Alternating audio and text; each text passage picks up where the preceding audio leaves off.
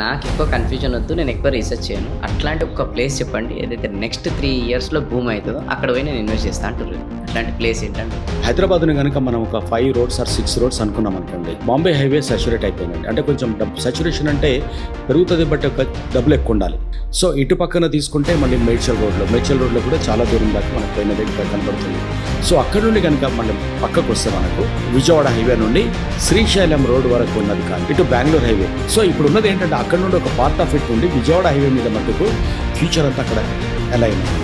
డెఫినెట్గా అది అలా మూవ్ అయి తీరాల్సిందే. అండ్ అమరావతి డెవలప్ చేసిన తర్వాత అమరావతికి క్యాపిటల్కి ఉన్నటువంటి ఏకైక కనెక్షన్ విజయవాడ హైవేనే కాబట్టి అది డెఫినెట్గా అది గ్రోత్ అది కూడా ఇప్పుడు 6 to 8 feet 8 lane రోడ్ అవుతుంది. దీన్ని ఆనుకొని రైల్వే ట్రాక్ను గ్రీన్ఫీల్డ్ రైల్వే ట్రాక్ను కూడా డెవలప్ చేయాలని చూస్తున్నారు కాబట్టి this is going to be the best place for, అంటే ఇప్పటికీ చాలా చీప్లో దొరుకుతాయి మీకు అది.